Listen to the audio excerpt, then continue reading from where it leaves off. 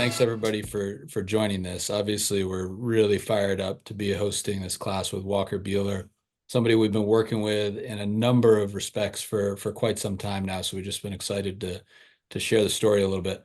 Walker, maybe before we dive in on substance, of more interest to the folks listening in than dad life is probably how you're feeling. A lot of Dodger fans here, a couple of local Dodger reporters too. So I know you threw yesterday. How's everything feeling? Yeah, yesterday was my fifth live. So we're built out through 70 pitches or so yesterday, 5 ups. So yeah, we're progressing well. I think hopefully the next step, get through this bullpen this week and then hopefully hit the road and go pitch in a game. But kind of figuring out the details kind of internally, I guess. So nothing super definite to report, but things are good. I think there's a lot of hills and valleys and whatever you would say in this rehab deal, but wasn't as firm yesterday, but to get the quantity of pitches and the quantity of ups, I think was definitely a good step forward, and hopefully game brings a little intensity and brings a little velocity, and then you kind of plateau in that velocity at some point and get ready to go. And the body's feeling good. Yeah, I got smoked in the knee yesterday by old Lux, so we're gonna have to get some stuff done to that today. But no, my arm's feeling good. Obviously, when you kind of ramp up, 2 lives ago, I was throwing, I hit 97. I was like sitting 95, 96, and that kind of takes it out of the shoulder. It hasn't done that in 3 years probably for me. Just even in 22, I wasn't throwing super hard, and so it takes it a little while to bounce back, but that's why you keep doing it and kind of stick with the process of it. And I think that's also why you don't rush back, right? You can have a great day or 2 great lives, and then kind of, it backs up a little bit on you. And I think that's kind of all part of it. So, just kind of raising the floor, I guess, on what I can do in a start. Well, I know all of us are fired up just to hear that you were up to 95, 97, especially in only a quasi competitive circumstance. That Right. means news for the future. So excited to see where things go. Just for everybody to give kind of everybody a sense of where we are for this call, we're going to go through kind of Walker's history with Mustard, some of the things we've worked on together, a little bit about how he worked with Tom House and some of the things they worked on. We're going to talk about a trip we took together to TPI and some cool stuff we learned down there, and a little bit of how folks at home can kind of benefit from some of those learnings themselves. And then I think most important, we want to get to some of the things Walker worked on as a young pitcher, some of the things he learned that were of super value to him from his great coaches growing up, and hopefully young pitchers and coaches in this call can get a lot of benefit from that too. So, I mean, just as a preliminary matter, kind of leading into your work with Mustard, I think the way our relationship, our company's relationship with you developed over the past few years is pretty interesting and has led to some of the magic here. Just for everybody's benefit, we met you through Clayton Kershaw, who's always a Yep. good person to meet somebody through. But it really came about because Clayton was kind of our first major league pitcher advisor. And one of our first questions to him was, who else do you think we should get advice from? Who else would be really impactful to this? We're trying to democratize the world's best coaching. We want to take the best coaching in pitching to every kid all over the world and make sure they have access to it. And so to Clayton, as part of the company already, who would you want to be working on this with, realizing it's going to hopefully impact millions of kids? And you were the first person he thought of, which I think just speaks the world of you and the way he described you. I don't know that I've ever told you this, and maybe it's awkward, but I think it's important for everybody to hear. I mean, it wasn't just about physical talent or your success or the fact that you're friends. It was that he thought you were incredibly thoughtful about pitching, incredibly well studied in a different way than he is, right? Like really deep on mechanics, usage of modern tech. And he thought for the field Mustard's in, you'd be the most important person for us to talk to, which I think he's been 100% correct about. Question for you is, you get approached by 1,000 companies in the training space. You could work with anybody you want. I'm curious for your take on what was interesting about Mustard, the technology or the company. Why were you willing to mess around with us? Well, I think kind of reverse engineering that, right? I think first and foremost, Clayton being involved was a big thing for me. I think he and I largely look at success in pitching similarly, or what we're trying to get the finished result in, being throw 200 innings and be successful and have your team win most of the time you start and things like that. And kind of how we get there is different. And I think me and him working on anything together that encompasses pitching, I think largely encompasses two different ways of thinking in that, you know, I don't want to say he's old, but he's older than me. And I think the way that he learned how to pitch is just a little bit more old school in terms of command it, put it where you want, throw as hard as your body will let you, really be super, super highly competitive, but largely feel based, right? And for me, I think I was largely brought up that way. But once I got into pro ball, all the tech kind of came in, and I was rehabbing for a year and tried to really dive into it just because I didn't have a ton else to do, right? I was not really throwing yet, blah, blah, blah. And so a lot of that new wave stuff I've kind of latched onto, or at least learned. And then I think even the kids younger than me now are largely all tech, and that's kind of how they've learned everything. So, I think that's where it's going. I think there's the feel versus real thing that we talk about all the time. And I think the way I learned was very in the middle of those two. I think Clayton probably learned a lot more of the feel. I learned a lot more of the feel. And now I'm learning that this data can show me what's real and what's not. And so, I'm excited to what excites me about Mustard is that you can really do it every start. You can look at everything all the time. And largely even for us, I've probably gone to biomechanic labs. We talked about the TPI. I've probably done those kind of motion capture sessions 3 times in my career. And the idea that as a 15, 16, 17-year-old kid, I could have done that every bullpen, or every bullpen, every start.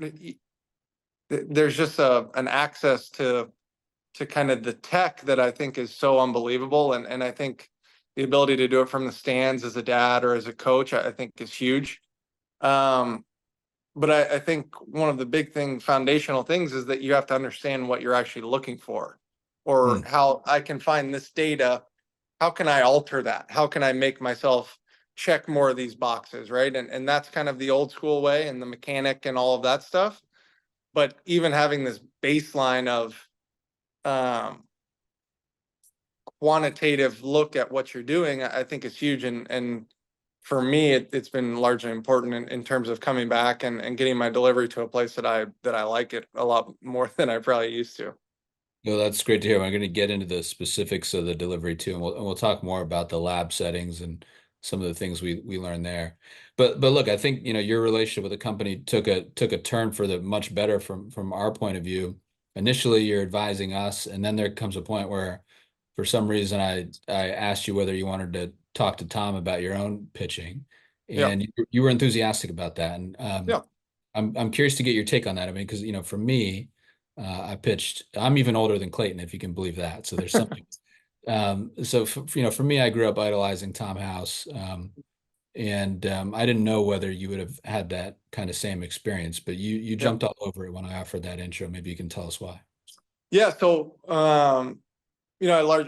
my parents split up when I was a kid, and my grandfather was super involved in my life. And I remember telling him I wanted to learn how to pitch, and the first thing he did was order some of Tom's old videos, or VHSs and stuff. So I think it's just kind of funny, small world kind of deal that probably fast forward 20 years, I'm sitting on a Zoom talking data points on the Mustard app with Tom House, when 20 years ago my grandfather was in the yard trying to recite whatever he had said on a VHS. But no, I think it was important for me, and some sort of going back to your roots, but also just, you're alone in Arizona, and we have coaches there and whatnot, but to kind of have the ability to go outside of the organization a little bit, and look at things a little bit differently, I think was huge. And yeah, I was obviously excited about it, and kind of thrilled at the way our relationship, both with Mustard and with Tom, have kind of grown.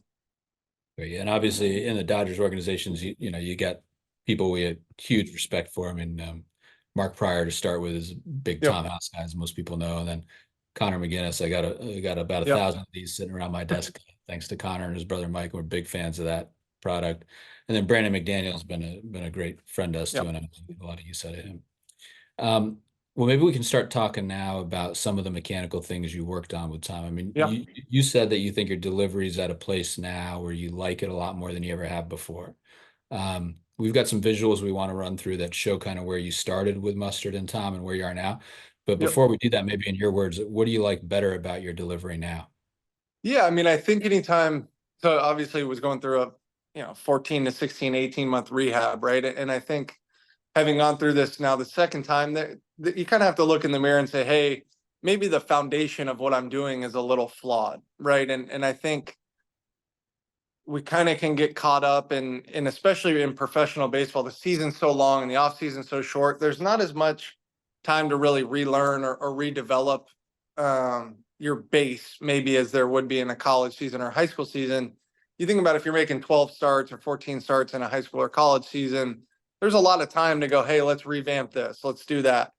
But if you're talking our season, you show up in February, you're done in November, those 2, 3 months in between, 3, 4 months are really about just getting my arm going again, trying to feel semi the same as I did the last year, and then go compete again. And so this break that I had, I think really gave me the ability to say, hey, let's look at the foundational movements of my delivery and maybe clean some of them up. I will look through them, and there's a lot of stuff with getting my hips moving a little bit forward earlier, kind of preserving the energy in terms of my left glove position. I know we'll talk about, and what that domino kind of leads to, right? In terms of if my glove is staying within myself, where the shoulders go, where do they kind of set at release, and all of this stuff. And what I think will be kind of interesting to talk through is some of the stuff that I'm working on today is an extension, and maybe kind of outside of what we would want in the Mustard app, but I'm kind of finding certain things that, like, hey, I can still get to this position that I used to, that I think made me really good, but I got to clear this hoop first, and we'll kind of talk through it. But I needed to kind of fix the foundation of it and get back to throwing the ball a little bit cleaner and less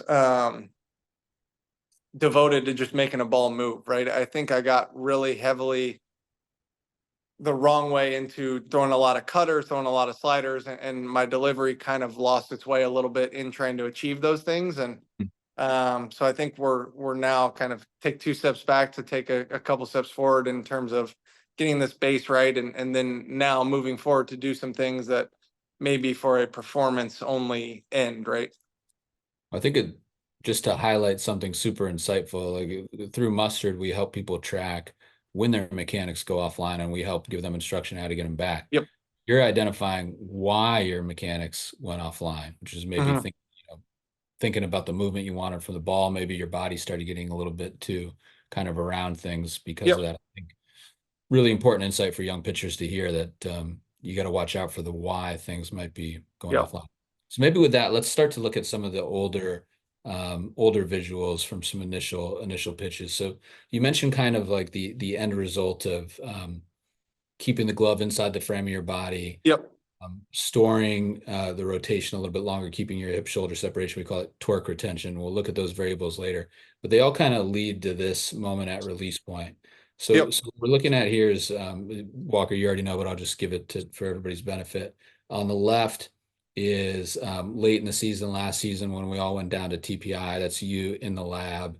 Yep. Um, and then on the right is a much more recent bullpen. And what this Yep. metric is shown in the Mustard app is how offline your spine is at release point. The camera angles are different, but the Mustard app actually picks up on that and is giving us 3D data, understanding the camera angle that's used. So in the left pitch here, you're much more tilted at release point, and in the right pitch, you're much more online, Mm-hmm. passing our balance metric in the one on the right. So maybe you can talk a little bit about what that means for your efficiency or what that means for your body.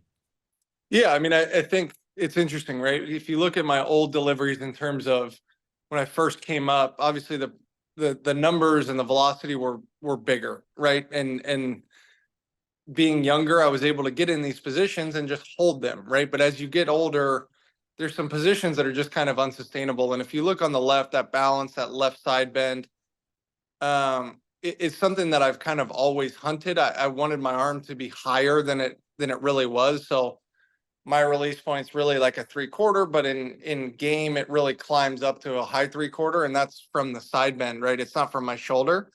Mm. So I think I've always hunted this left feeling and whatnot. So we're at the TPI. I'm trying to throw the ball hard, and you get pulley, right? And you get on the one on the right. You're in a controlled setting and throwing a bullpen, and kind of able to keep that chest a lot more central, and that spine angle a little bit less, at some point. So this left lean is something that I've always kind of had issues with. I think, at least for me, this left lean is probably okay, even at that 20 degree, Hmm. as long as the left glove arm is not getting outside of myself. If I want to lean with some angle to raise the arm, I think there's some acceptability in that. Hmm. Um, but what's interesting here, regardless of the number, right? For my delivery, maybe 20 is the number, maybe 14 is the number. We don't really know, but at least I know there's a sizable difference here in what I'm doing in terms of a 6 degree difference. Why is that happening? What are the results? Is it coming out of my hand better at 14 or at 20? Right. But I think this baseline number and knowing what we're looking for is so crucial, especially for a young guy, right?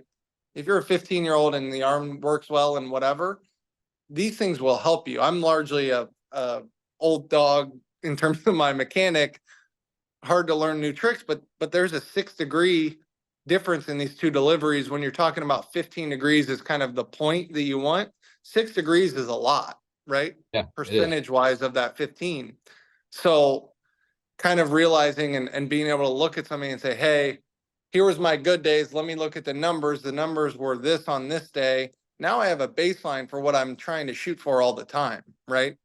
And for me, it's like these simple feels.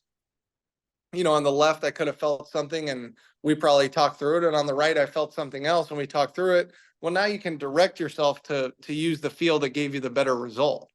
Hmm.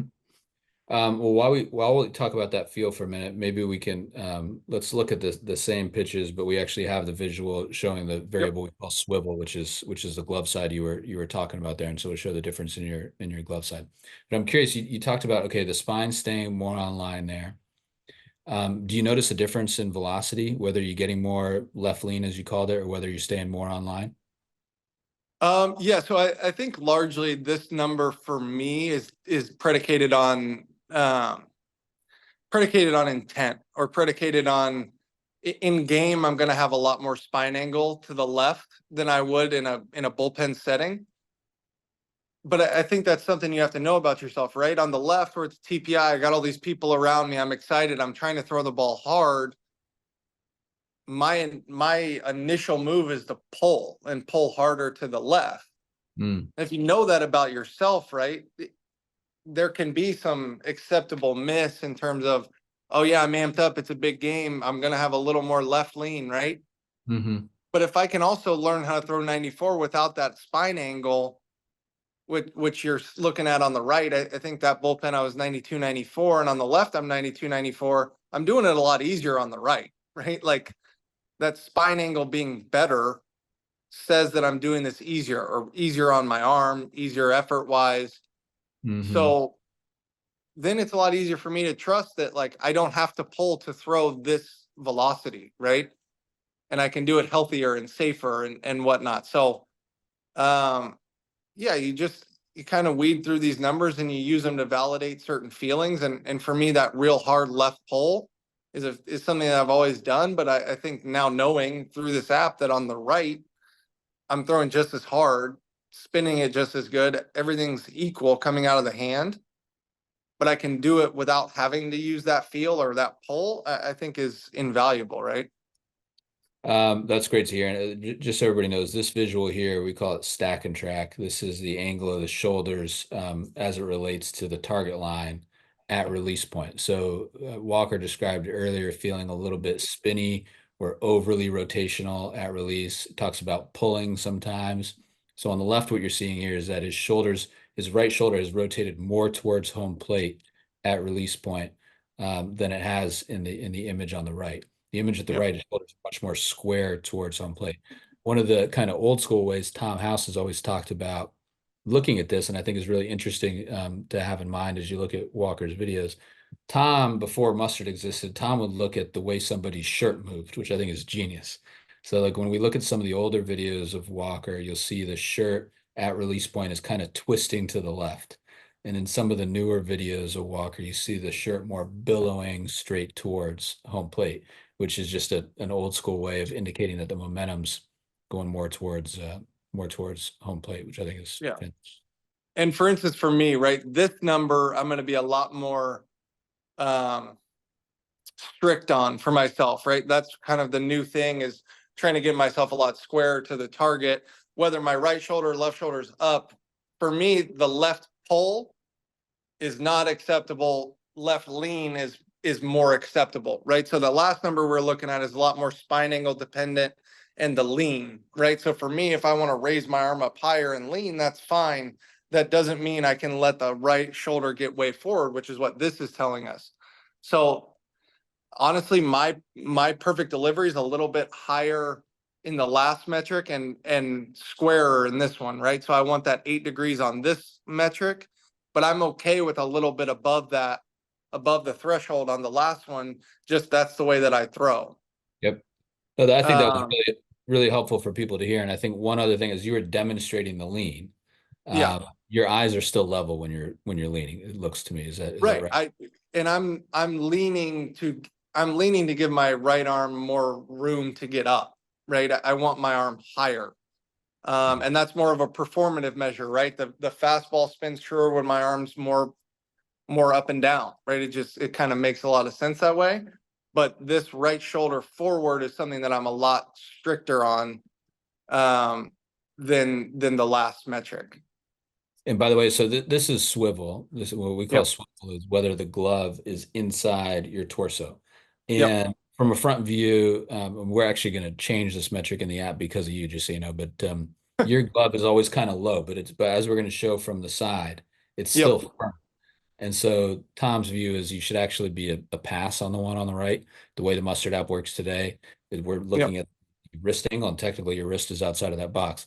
But you can still see in this example, the glove has gotten firmer, more out in front of you in the image on Yep. the right is on the left. Yeah, and Tom, when we first started working, we looked at this was kind of the lowest hanging fruit or the biggest mistake I had in my delivery was I used to get real out.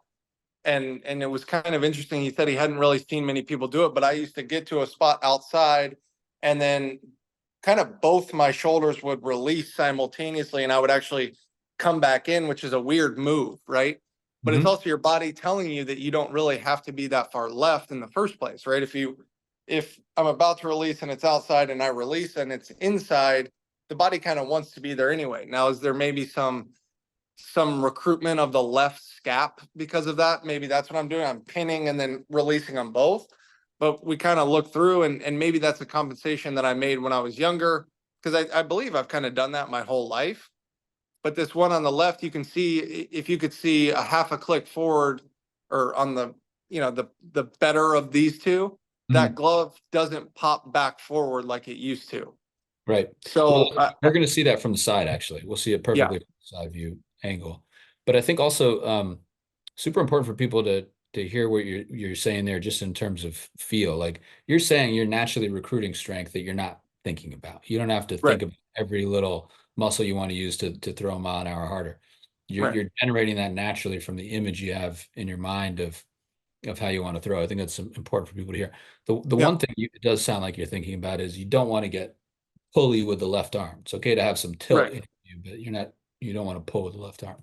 Right. So I had another great pitching coach in my life named Derek Johnson, who has gone on to coach in the big leagues a lot. And his big cue for this same thing was pull a pole, like pull yourself to a pole. Right. So if you get that hand out, imagine you're wrapping that pole and pulling yourself to it as mm, opposed to pulling yourself around it. hmm I think a big mistake in my delivery for a long time is that I've kind of gotten there and then pulled that pole out there as opposed to pulling myself to it or yep. pulling my chest into that pole. And I think you can largely see what, even on these two images, kind of what I'm saying. If you look at the one on the left where I'm in the black shirt, Yep. that pressure is going left, or I'm pressing against the left, Hmm. where the one on the right, that glove is kind of inside of my rib and it's coming back into the rib, Hmm. which means that the chest is moving forward better, right? As opposed to on the one in the black shirt, I'm probably just spinning. Um, Yeah. I mean, you can see the difference in the angle of your shoulder. So both of these images are at the first frame of foot strike in the yep, video. And look how different your shoulders are. I mean, what this line is indicating is that in the image on the left, your shoulders have started rotating towards home plate at foot strike. yep, In the image on the right, I think your shoulders are actually going the other way. Your left shoulder is actually closing a little bit as you yep. get straight. And these are kind of, this is the one that's huge in kind of the pitching, I don't know, world right now, is this hip shoulder separation, right? And if you can get that left shoulder to be working, doesn't have to go to the, to the right, but as long as it's not going left, you're going to create better separation, and therefore the arm is going to get to these kind of velocity checkpoints or performance checkpoints a lot easier and with less stress. Yeah. So while we talk about that, let's look. We have a few GIFs of you from side view. We're going to start with kind of the oldest one and then work our way up. And maybe Yep. we can talk about some of the things that you were feeling and working on as that went. But one thing I think is interesting to watch in these GIFs is what you mentioned, like this image of grabbing a pole and pulling yourself to it. Yep. Tom talks about like if you have pretend you have a burger in your hand and you're taught as a kid, don't bring the burger to your face because you drip ketchup all over yourself. You got to bring your Right. face to the burger. So same concept. So this is Yep. the oldest one, and you can see here, you were always obviously a elite pitcher and throwing hard, and so it wasn't like the glove was pulling way back, but your glove's losing a little bit of ground there as compared to that one pull in the Right. back. Yeah, you Um, can see if you just look at it, it's almost to my foot and then it ends up at my knee, right? And so that's coming back this way. And to be honest, I think anybody that has tried to throw a ball hard understands that left side pulling back to try and get the right out there, but you mhm. can still get that feel within the body, right? And so we're just losing a little bit of energy outside of myself here. I don't think the left arm move or the left arm getting back to you in reality is that horrible of a thing, but the feel has to be moving the chest towards it in kind of my perspective of it. And we talk feel versus real a lot, and the data will tell you what's real and what's not. But this move to the left is just too exaggerated. I think this is a great GIF here. This is we got a little bit higher frame rate video on this one. By the way, Yep. anybody using the Mustard app, you can get these same GIFs, same visuals in the Mustard app, and your GIF will look like this if you use the higher frame rate in the app. Yep. But so this was, a few months ago. I mean, this wasn't a super recent video, so you were still working on some of these things Yep. then, okay? But I think even in this GIF, we can start to see some difference in the glove side. Would you agree with that? Yeah, the move is a lot more subtle. You can see the chest is kind of rising open a little bit more, which is probably the substitute for that double scap thing we're talking about, right? If you think about, if my chest moves forward, the scaps are going to engage back there, the shoulder blades are going to engage, and you're going to get that same kind of recruitment and same feeling, except it's not happening in two different kind of directions, right? And it's kind of working within itself to be a little bit smoother and more efficient. So this is kind of working a little bit better. And then this one's obviously a little bit closer, right? You see that glove works kind of more straight down to the knee, and the Yep. chest really billows up and goes forward. So these moves are great. I think, as I was kind of saying, we're talking about the foundation of my delivery, right? I think in a game throw, this isn't going to look like this personally. I think there's going to be a little bit more left side lean, because in a game, I'm trying to throw these balls really as hard as I can. In a Hmm. bullpen, it's not only a big thing in the bullpen to try and work on pitches or location or execution, but you're also kind of trying to get your baseline throw in a certain place. And then game throws, you're going to have some variance that's just natural, that comes with intent, right? And I think for everyone out there like that's watching this or is interested in this stuff, like effort increases variance, and like that's okay. Hmm. But we're using these as kind of checkpoints and to make sure we're checking a lot of these boxes so that when variance does happen, it's not catastrophic, right? It it's just effort. And so these are kind of baseline throws that we're trying to make and make as crisp and clean and as sound as we can make them. If we go back to the most recent side view GIF one more time, so this one, I mean, a couple other things I think are interesting here. One, we talked about the shirt. I think this GIF is cool because it's one of the first times we can see your shirt is really billowing straight towards home plate. Again, like this old school Tom House cue he always talks about. So you can see all of a sudden as opposed to earlier GIFs, your momentum going much more towards home plate. I think you also see that effect in your back foot here, and I'm curious whether you've thought about your back leg and drag line at all. But like if you compare this gift to the earlier ones, your Yep. your knee is lower here, you're dragging further off the rubber. Like in this one, you can see your knee is staying a lot higher. You're not Yep. dragging very far off the rubber. Your foot on this one is more like a bowler, like kicking inside, whereas in the more recent gifts, your foot's kind of dragging more straight towards home plate. Yep. Um, Anything you think about with the back leg here, is that important to you?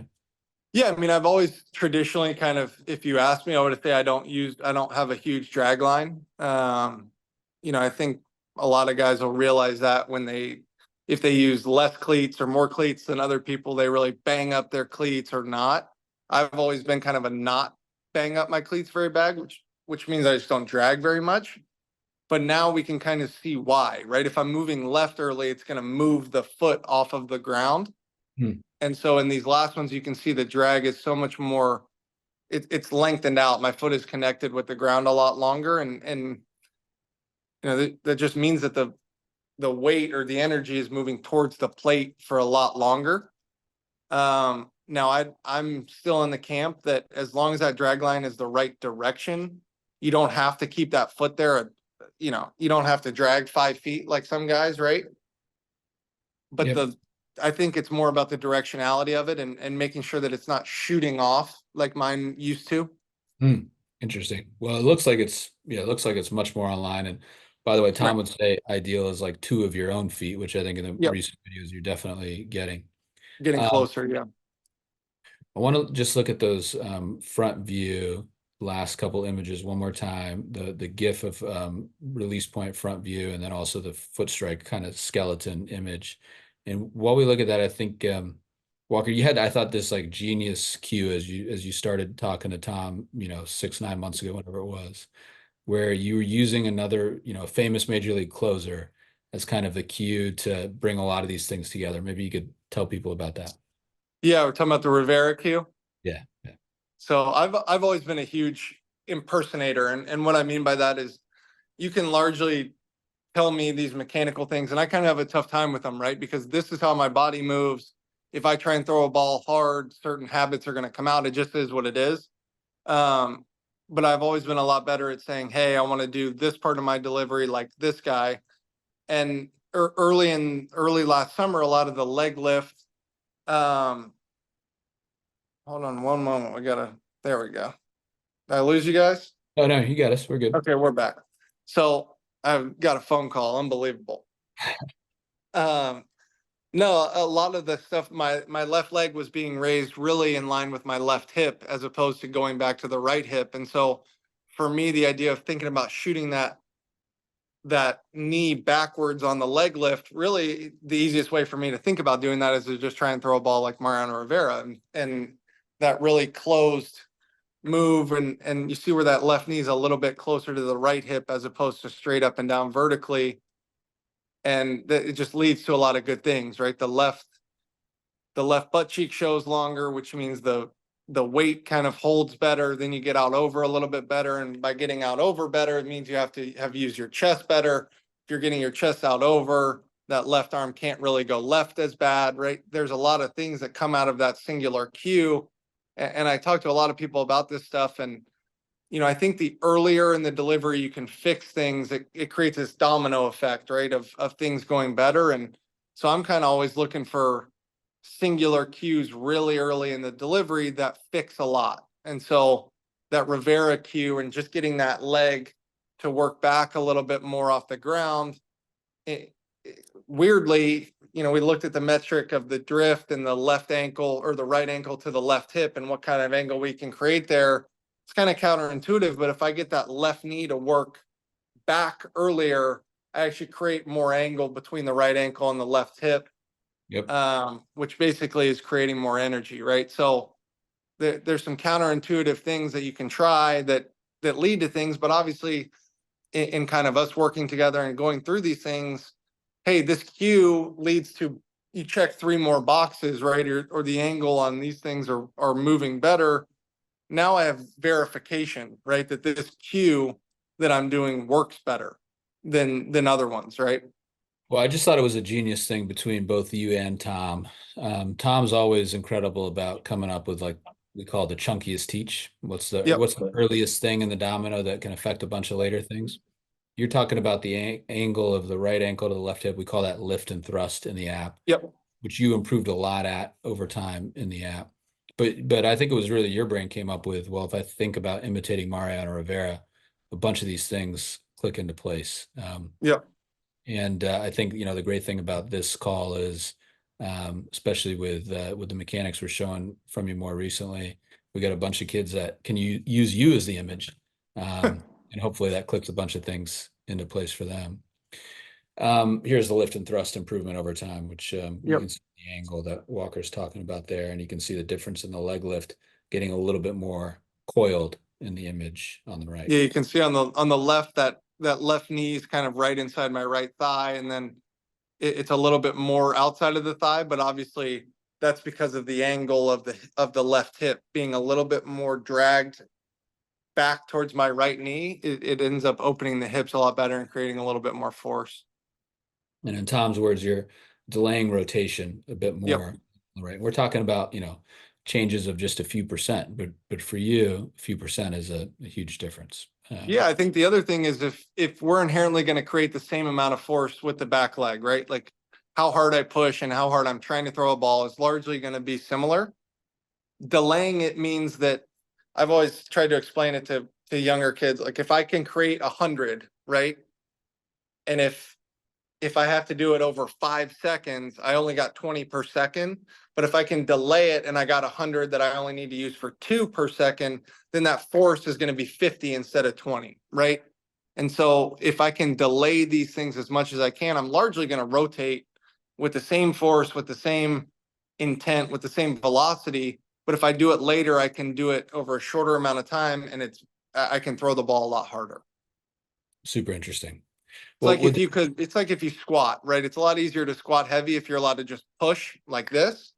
But if you have to do it over 4 seconds, it's a lot harder on the body, right? If I can do it in 1 second, then I'm creating a lot more force quickly. mhm. Well, I think with that, we want to talk in a minute about some of your advice for young pitchers and the way they should Yep. be developing themselves. But before we get into that, just to hit on for a minute, we had this, I think, super cool experience where a bunch of us together with a couple people from the Dodgers got to go down to TPI, Yep. an organization that at Mustard we're super huge fans of. Tom's on the advisory board. I know Brandon McDaniel from the Dodgers on the advisory board. Greg Rose and Dave Phillips there work with a ton of the best golfers in the world. John Yep. Rahm happened to be there when we were there. Yeah. Thankfully, you didn't drill him. We were all nervous about that. But they also work with a super high percentage of Major League Baseball players. Yep. Maybe you could just tell people a little bit about the experience going down there, some of the things you learned down there, and then how kids can kind of benefit from similar learnings. Yeah.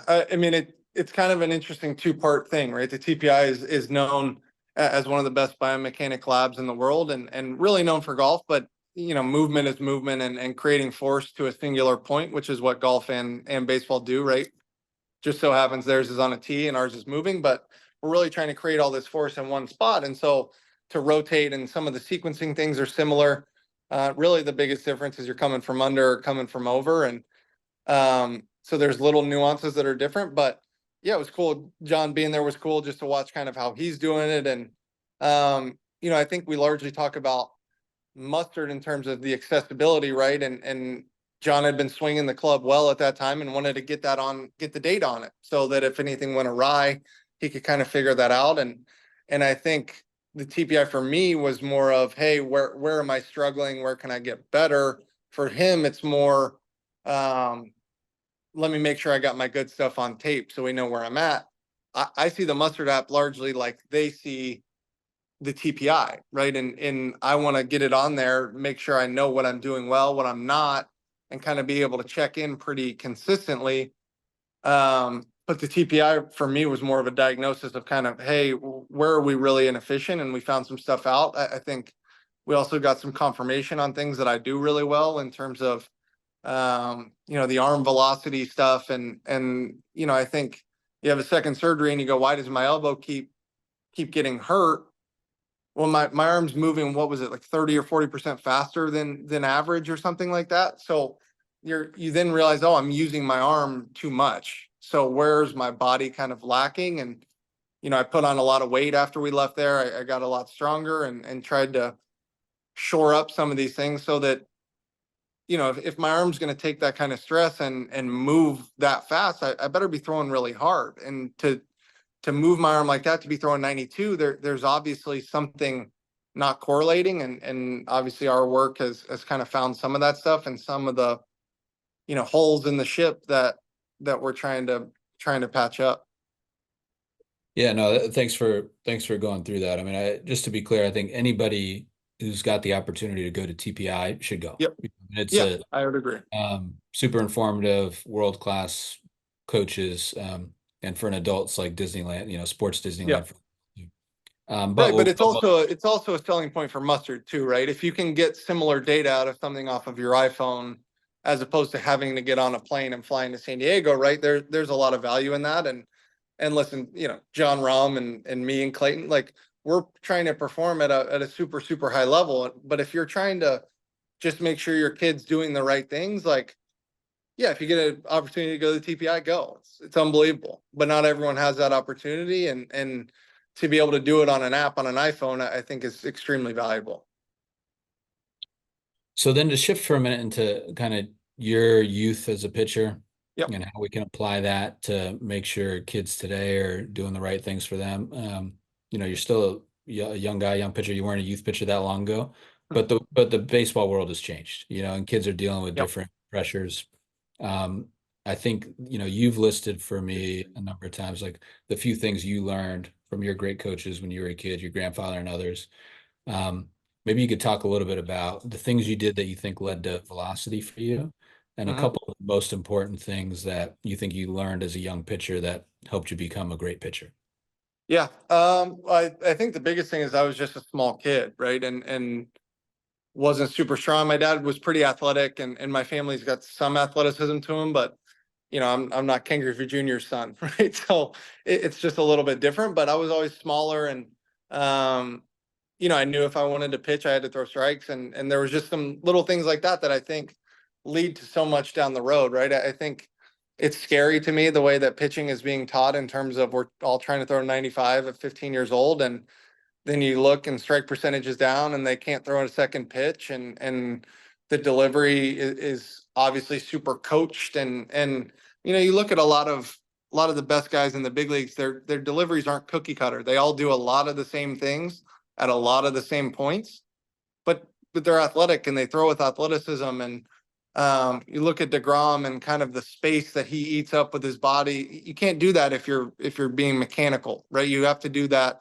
athletically. And even Kirsch with the pause at the bottom is not something you would teach, but it orients his hips in such a way and lets his body sync up in a way that obviously has led to one of the best careers in the history of our game. So, I think this ability to my goal is to throw strikes and throw hard and throw competitive pitches and throw the ball where I want. Like there is some sort of learning athletically how to do that, right? And how to do that in the backyard, throwing a wiffle ball, throwing the ball where I want, or hitting the brick on the wall that I want to hit, right? I remember when I was growing up, it was Dontrell Willis was kind of the freak throw. And they talked about how he'd throw in his backyard and there was these singular bricks that he would aim at and stuff, and his body athletically learn how to throw his head over his leg and do it. But that worked for him. He had a great career, right?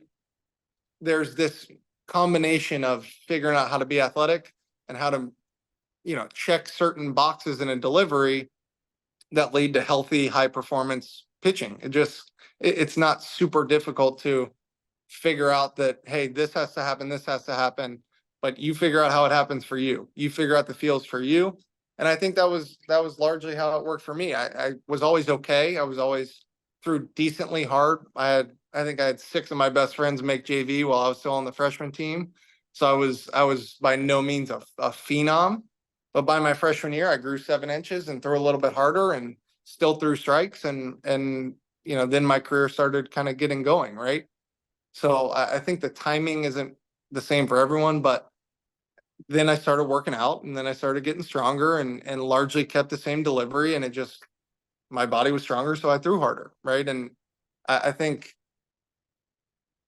pitching has changed a lot in terms of how it's being taught. It's a lot more results driven than as opposed to, hey, I'm not really worried about how hard you're throwing until you can throw strikes a lot, especially in bullpens, and move correctly. And I think it's just kind of sad that everyone wants to throw a 22-inch vert heater when they're 15 years old, but 20% of the big leaguers in our sport do that consistently, right? Like the expectations are just a little bit different. And what I think is really funny is one of the first things my grandfather watched this stuff and watched Tom's videos, and his whole big cue to me was snake eyes, believe it or not. It's such a weird way to say it, but the eyes on a snake are vertical.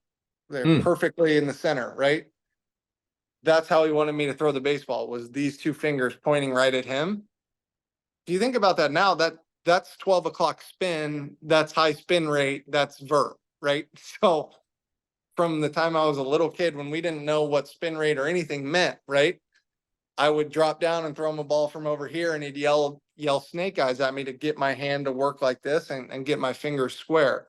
So telling a kid to spin the ball better isn't probably the way to do it, right? But teaching him to get his fingers on top of the ball is the domino that leads to spinning the ball better and throwing vert fastballs. There's so much gold in there. I mean, I think a couple of things I just want to highlight. One, you were on your freshman team, freshman in high school. I think Yep. you know, for us at Mustard, the biggest like joy we've gotten out of doing everything we do. We talk to a lot of kids who were thinking about quitting pitching, and then they Yep. learn how to get better, and then they stick with it, and that's why we do this. But so many kids today quit before they're 14. Most kids quit before they're 14. And Yep. so Tom would always ask, how many Walker Buehlers are we losing, or how many Nolan Ryans are we losing? Seriously, is what he would say. Just because kids don't know how good they can be. So like at the young ages, we got to find ways to give kids joy, even Yep. if they're not the best 15-year-old in the country. We always say, do you want to be the best 15-year-old in the country, or do you want to be like Walker and be the best 23-year-old in the country when you get Right. to that?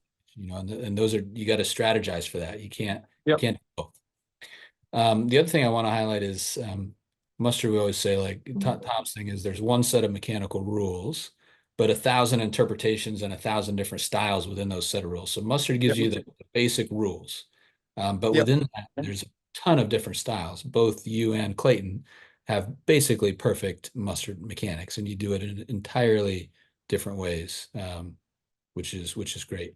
The one thing I was hoping you talk about too is the effect of playing multiple sports on Yep. your velocity gain. I think there's a ton of pressure on kids these days to pick one sport, starting at like really young ages, like 7. Yep. So maybe talk about your experience playing different sports. Yeah, I mean, I think the simplest way to look through it, right, is I just talked through deliveries and all this stuff. It's all about being athletic, right? And baseball athletic is not. Listen, I think baseball players are extremely athletic. I've played with some guys that are absolute freak athletes, but not every pitcher is really athletic. A lot of them are. Baseball athleticism is different than football than basketball. You still have to learn how to move your body, right? If I am going to be able to tell you a cue while you're pitching, I'm trying to help you with your delivery, and I tell you I need you to be able to move this hip a certain way. Like some guys just can't do that unless they remember, oh, when I played corner, I used to throw my hip over this way. Like the more cues you're able to recruit, or the more thoughts you're able to recruit. For me, it was impersonating people was the way I really learned how to do things. But some people, it's like, oh, when I play basketball, when I cross over this way, my hip, I can feel this. And if you can then recruit that to the mound, it's going to be nothing but beneficial. Like Mm, I played lacrosse for a year and I actually loved it. And at that point in the world, it was like lacrosse and baseball. Like you didn't do both, right? We all hated each other. Baseball guys hated lacrosse, but whatever. The funny thing about that is most baseball players would be lacrosse players or be good at it. It's rotational, right? It's creating good rotation to throw a ball 100 miles an hour at a goal as opposed to a strike zone. So, like, there is crossover athletically. So, if you learn how to go throw a lacrosse ball really hard, you'll probably learn how to rotate really good at least. Maybe your arm action's not great. Maybe you figure that out. But you're grabbing little pieces of the delivery from other places, and you're also doing it both ways, strengthening the body. I can't really explain how important I think it is. And I'm a guy that only played baseball in high school. I didn't play anything else in high school, but I was playing everything all the way through then. And then by the time it sucks to say, but as a freshman in high school, it was kind of like, hey, I got to specialize in something and figure something out if I want to do anything past high school. But like all those other sports are invaluable, right? In terms of learning how to move my body this way, not burning out XYZ muscles, right? You look at so many hitters pop their obliques now. Like, yeah, it's because you hit year round. Like, you're not that strong because you're 14. Your trainers, like, you don't have world class athletic trainers. Like, yeah, you're going to get hurt. Overuse in the oblique. And I'm a guy that's had overuse injuries. And I'm like I probably specialized too early. I look back and wish I would have played football in high school. I wish I would have tried to play basketball because I would have been in better shape from basketball for baseball season. I would have been tougher from playing football. I would have been a lot stronger. There's all these things that whatever it takes to play something can help you in the other ones, as long as you don't go, listen, if I was bench pressing 350 pounds in high school, I probably wouldn't throw a baseball the way I do. But I probably would have been a little bit healthier in high school and college if I could have bench pressed 185, right? You don't have to deep dive everything. But, baseball can still be number one, but yeah, go get stronger, go run faster, go get in a different kind of shape so that when baseball season comes around, it's not this catch up to get ready all the time. hmm Yeah, look, we've heard a very similar message from every great athlete we've done these calls with. We've not had one person say, "Man, I wish I had specialized earlier," or "I really Right. recommend you specialize earlier." Nobody thinks that's a good idea. So we got to figure out ways to help kids get the athletic development they need at a younger age. I want to ask Right. one of the user questions, and I know we got to let you go to get with the club there. But just a mechanical question from somebody in the class. So we talked a lot about getting the momentum going down the mound. We didn't talk a lot about timing, but your timing improved a lot through the course of working with Mustard and working with Tommy. You just started getting down the Yep. mound faster. That is interesting when you combine it with a high leg lift. Obviously, Yep. famously, Nolan Ryan, did this and is kind of the model mechanics, high leg lift, gets down the mound fast.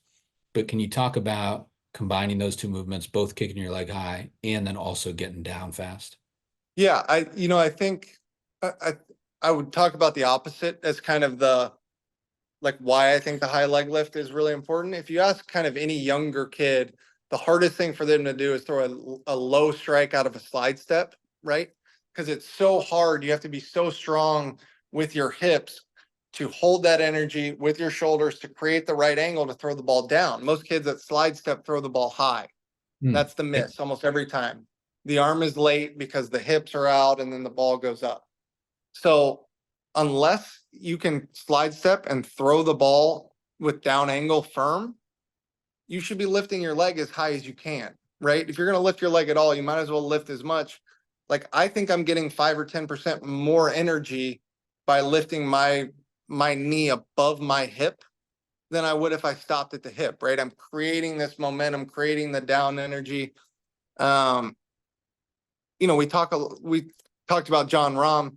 Like when he was coming up, everyone was so confused about how high he brought the club up, right? He had this kind of half takeaway, which I largely think the leg lift is for baseball. It's the takeaway. If you Hmm. look at John Daly, kind of for his time, as long a hitter as you ever had, like he took the club back as far as he possibly could Yep. and created more energy than everyone else. Like I think that's what the leg lift is the takeaway in golf.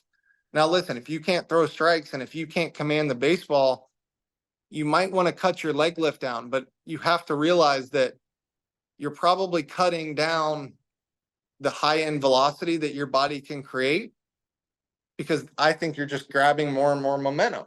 Now, there's evolutions to it. Like Jacob deGrom doesn't bring his leg up really high, but he also moves his hips better than everyone. Like there are things you have to be able to do to shortcut some of that stuff. And I think developing a high leg lift is the biggest thing. Like I would coach everyone to bring their leg as high as they can. But I think it's also this kind of wave, right? When you first start learning to throw, you probably can't throw your leg up all the way in the air. But as you get stronger, as you develop feel, as you develop rhythm, I think hunting that is a great thing. Yep. And you see here your stride length increasing over the time we were working on some of Yep, these. But look, this was amazing. I think I learned a ton, and I get to talk to you with some frequency, but I learned a ton. I hope everybody else learned a ton too. And I just emphasize we're honored to get to do this work with you. Like I think we've been lucky at Mustard to get to pick a little bit who we think young pitchers ought to learn from, and we really do think they couldn't do any better than to learn from you. So we I appreciate you appreciate it. doing this. We'll let you get back to the most important work, which is staying healthy and getting That's back right. out. But everybody, thanks for being here. Walker, thank you again. We'll look forward to doing it again. Absolutely, guys. Thanks.